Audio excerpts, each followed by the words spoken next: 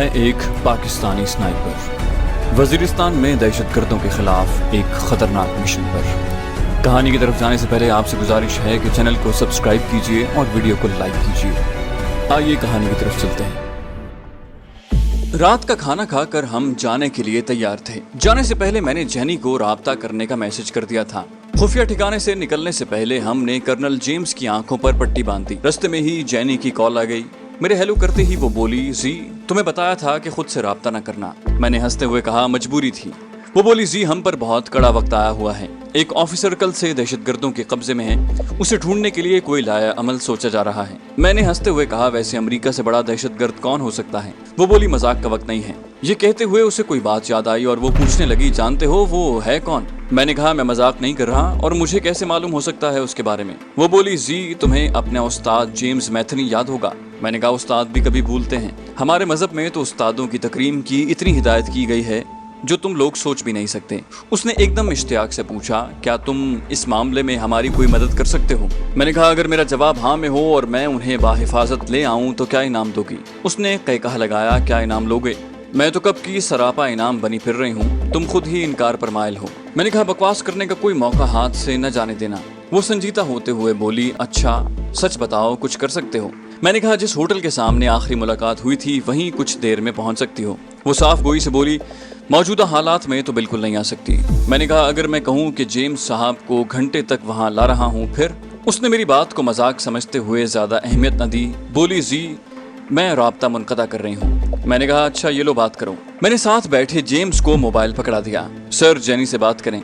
James ने मुस्कुराते हुए कहा, हेलो गुड गर्ल। उसने इतने जोर से कहा था सर कि मेरे कानों तक उसकी आवाज पहुंची। वो बोला, मेरी आंखों पर पट्टी बंधी हुई है और मैं इस वक्त मिस्टर जीश के साथ हूँ। वो मुझे कहीं छोड़ने जा रहे हैं। जाने उसने क्या जवाब में कहा कि जेम्स ने मोबाइल मेरी जानिब बढ़ा दिया। मोबाइल कान से लगाते ही मैंने पूछा, यकीन आया? वो वारफ्तगी से बोली, जी मैं बस आधे घंटे में पहुंच रही हूँ। मैंने कहा, कोशिश करना कि अकेली आओ। ठीक है कहकर उसने राब्ता मुनक़ता कर दिया। गजनी शहर के मज़ाफ़ात में पहुंचते ही मैंने कर्नल जेम्स की आंखों पर से पट्टी खोल दी। मैं अपने साथ बस ड्राइवर को ही लाया था। होटल के सामने ही हमें जेनिफर बड़ी बेसब्री से मुंतजिर मिली। गाड़ी के रुकते ही वो आगे बढ़ी और मेरे उतरते ही मुझसे लिपट गई। जी बहुत बहुत शुक्रिया। मैंने उसे खुद से अलहदा करते हुए कहा, ये न्यूयॉर्क नहीं है मोहतरमा। वो बुरा मनाए बगैर कर्नल जेम्स मैथनी की तरफ बढ़ गई। जेम्स ने उससे पुरतबाक मुसाफा करते हुए पूछा, कैसी हो ऑफिसर? वो मुस्कुराई, बहुत उम्दा सर। मैं उनकी गुफ्तगू में मुखल हुआ, अच्छा मैं चलूं? जेम्स ने मुझसे अलविदाई मुसाफा किया, ठीक है। जेनी दोबारा जबरदस्ती गले मिली और वो दोनों अपनी कार में बैठ गए। मैंने ड्राइवर को चलने का इशारा किया। थोड़ी दूर आते ही वो मुझसे मुखातिब हुआ, रात यहीं शहीद खान के घर गुजार लेते हैं, सुबह निकल चलेंगे। मैंने कहा, शहीद खान का घर वही खुफिया ठिकाना था जहाँ अहमद भी ठहरा हुआ था। ठीक है वहीं चलो।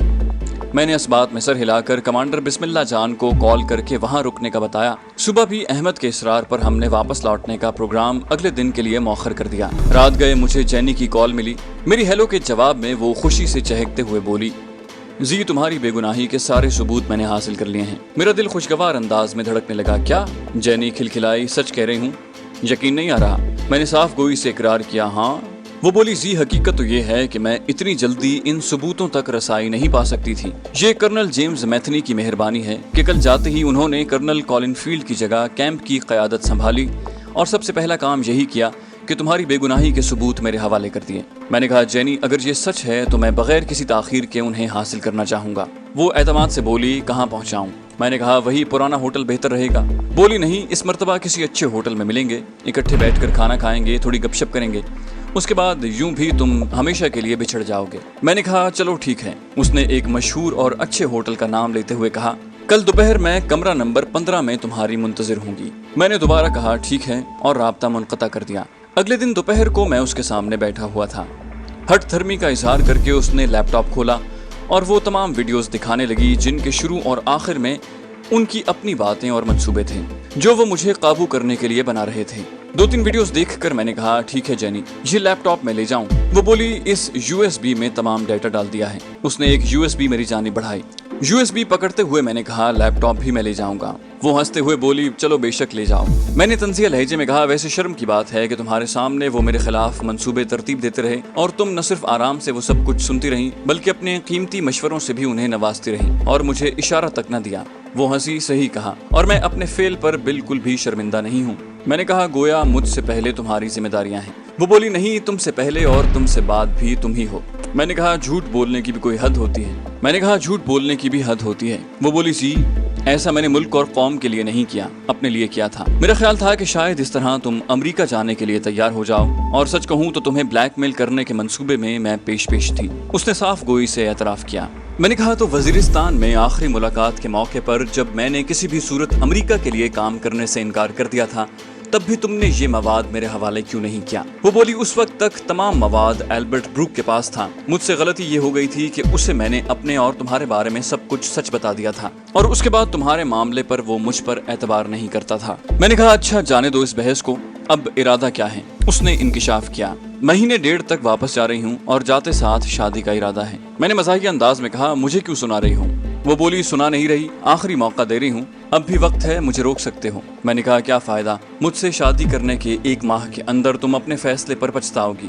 ہم مشرقی لوگ اپنی بیوی کو اتنی آزادی نہیں دے سکتے جو تمہارے ہاں میسر ہیں۔ وہ پرجوش لہجے میں بولی میں پابندی برداشت کر لوں گی، بلکہ ایسا ہے کہ کچھ عرصہ میرے ساتھ رہ کر دیکھ لو، اگر تمہارے معیار پر پوری نہ اتری تو بے شک شادی نہ کرنا۔ میں نے کہا بغیر شادی کے اکٹھے رہنا بھی تمہاری ثقافت ہے، ہمارے ہاں ایسا کچھ نہیں ہوتا۔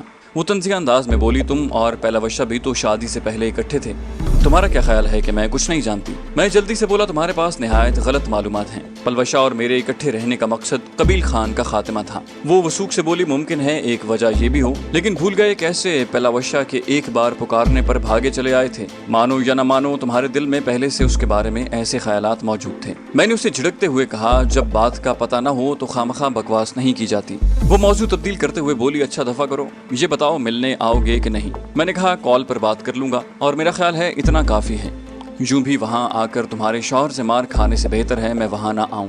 وہ منہ چڑھاتے ہوئے بولی بڑے آئے مظلوم، اور کہکہا لگا کر ہنس دی۔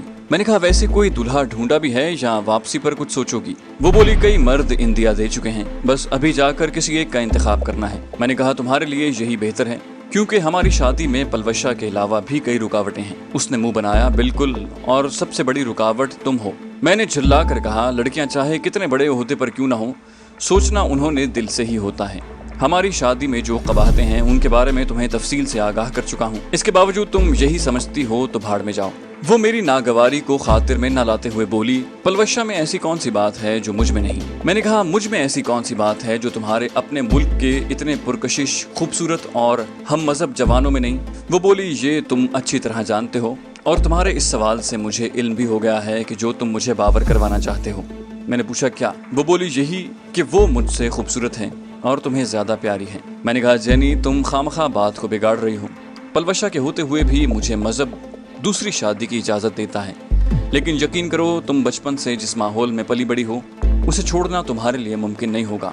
یہ محبت کا بھوت اترنے میں مہینے سے زیادہ نہیں لگے گا۔ وہ مسکرائی اچھا یار چھوڑو، خامخواہ صفائیاں دینے کی ضرورت نہیں ہے۔ میں نے کہا صفائیاں نہیں دے رہا، حقیقت بیان کر رہا ہوں۔ وہ بولی کیا میں واقعی تمہیں پیاری لگتی ہوں؟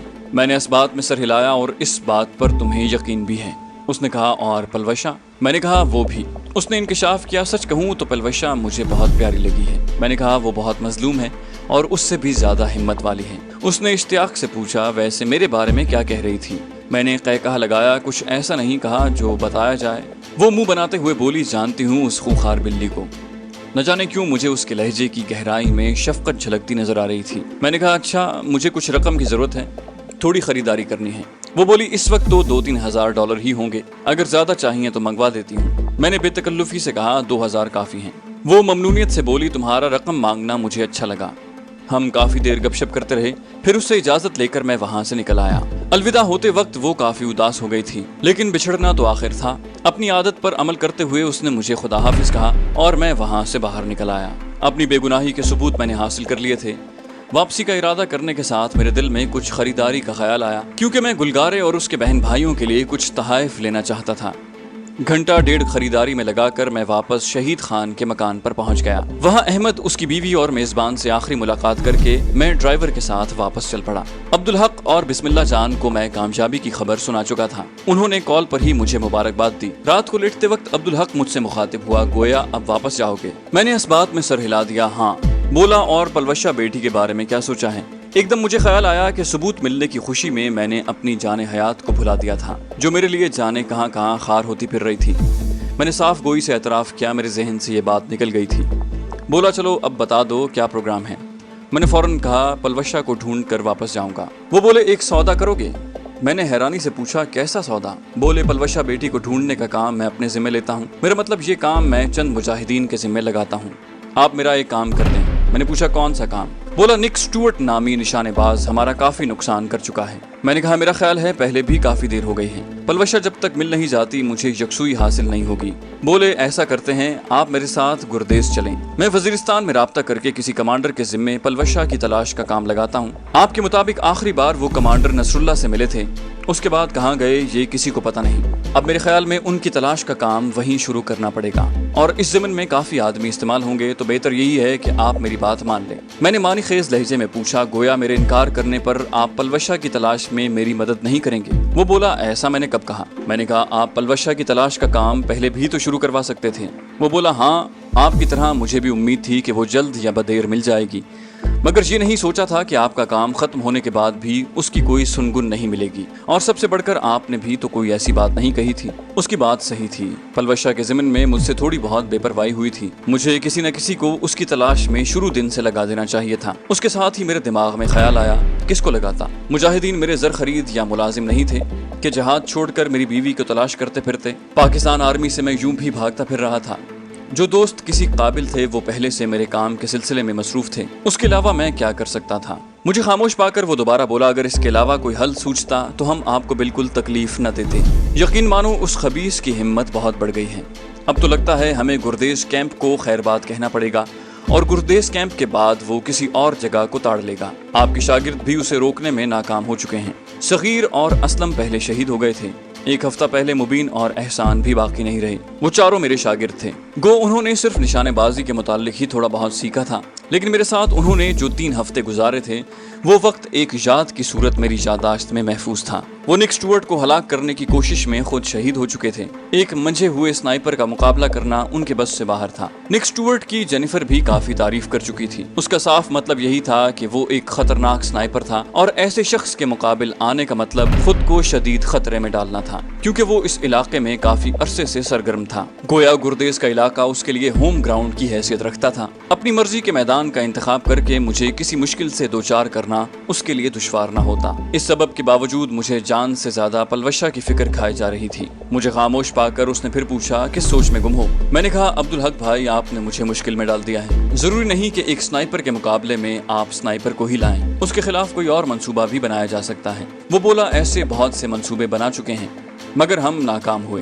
मैंने हथियार डालते हुए कहा पलवशा की तलाश के लिए राब्ता कर लो, उसके अलावा मेरी बेगुनाही के सबूत भी एक खास आदमी तक पहुंचाने होंगे। अब्दुल हक ने खुशदिली से नारा लगाया SS जिंदाबाद। दूसरे दिन हम बिस्मिल्लाह जान और उसके साथियों से अलविदा हो रहे थे। कमांडर बिस्मिल्लाह ने मुझसे मुआनिका करते हुए कहा ज़ीशान भाई आपकी याद आएगी। मैंने कहा आपकी मोहब्बत है कमांडर, यकीनन आपकी मदद के बगैर मैं ये सब कुछ ना कर सकता था। वो बोला हमने आपके लिए इतना नहीं किया जितना आपने हमारे लिए किया है। मैंने हंसते हुए कहा चलो हिसाब बराबर। वहाँ से कुछ रास्ता गाड़ी में बैठ कर गए और फिर पैदल रवाना हुए। हमारी मंजिल पक्तिका का ठिकाना थी। गो हम गुरदेस से गाड़ी में जा सकते थे, मगर मेरे पास जो सबूत मौजूद थे उनकी हिफाजत के लिए गाड़ी की बजाय हमने पैदल रास्ते को तरजीह दी थी। रास्ते में कोई खास वाकया नहीं हुआ था और हम खैरियत से उस खुफिया ठिकाने पर पहुंच गए थे। कमांडर इस्लाम हमें पुरतपाक अंदाज में मिला। उसने छूटते ही पूछा यकीनन आप कामयाब लौटे हैं? मैंने कहा अल्हम्दुलिल्लाह। बाकी अफराद से मुसाफा करके हम बैठ गए। कमांडर अब्दुल हक मुख्तलिफ लफ्जों में कारगुजारी सुनाने लगा। उसकी बात के अख्तिताम पर कमांडर इस्लाम तस्दीकी अंदाज में मुझे मुखातिब हुआ,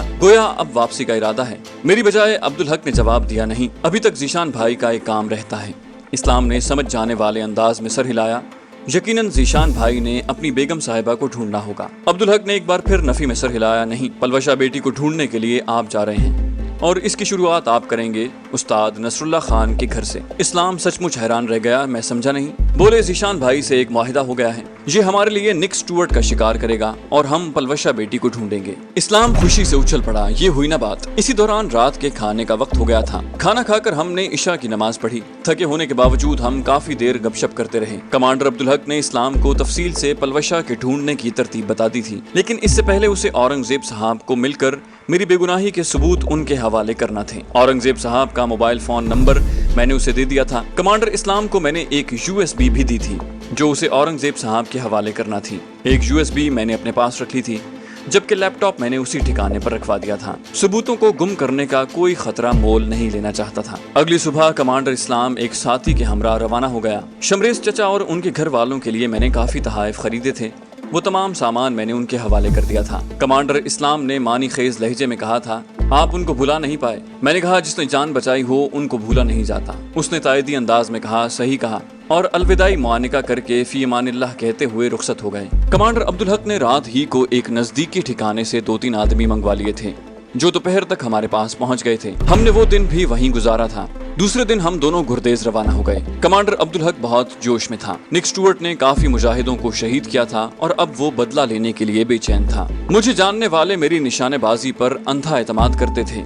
उनके नजदीक मैं एक हीरो की तरह था, जबकि बजाते खुद मेरे दिल में ये खौफ जागुज़ी रहता कि आया मैं उन लोगों की तवक्कुआत पर पूरा भी उतर पाऊंगा या नहीं। उमूमी तौर पर लोग जिस आदमी के लिए खुश एतकाद होते हैं उसके बारे में बहुत सी बातें खुद से तय कर लेते हैं और उसके खिलाफ बातें सुनना तो दरकनार, सोचना भी गवारा नहीं करते। मेरी निशानेबाजी भी कुछ लोगों के लिए यही सूरत हाल इख्तियार कर गई थी। कुछ सलाहियत और कुछ मुबालगा आराई ने मुझे इस बुलंदी पर उठा दिया था जिसका मैं खुद को अहल नहीं समझता था। हम दोनों वहां से मरनाहगर रवाना हुए। वहां से होते हुए हम सारूबी और अरगून के रास्ते गुर्देज पहुंचे। ये अफगानिस्तान के सूबे पक्तिका का दारुल हुकूमत है। मुजाहिदीन का ठिकाना शहर से काफी हटकर पहाड़ों के बीच में था। रास्ते में हमारे 2 दिन मजीद जाया हो गए थे। वहां हम रात को पहुंचे थे। दिन के वक्त उन पहाड़ी सिलसिलों में हरकत करना काफी दुश्वार गुजार हो गया था। निक स्टुअर्ट ने मुजाहिदीन की दिन की नक्लो हरकत को महदूद कर दिया था। न जाने किस जगह पर छुपे हुए वो अपनी दूर मार राइफल के जरिए उन पहाड़ों में घूमने वाले अफराद को निशाना बनाता रहा। इस ज़िमन में उसने काफी ऐसे अफराद को भी निशाना बना दिया था जिनका उस जंग से दूर दूर का वास्ता नहीं था। मर्द तो कुजा वो औरतों को भी माफ नहीं करता था। यूं भी अमरीकियों के लिए तीसरी दुनिया की अवाम इंसानियत क्या जानवरों का दर्जा नहीं रखती। अब उसी निक स्टुअर्ट और उसकी साथी लॉरा ब्राउन के साथ मेरा टाकरा होने वाला था।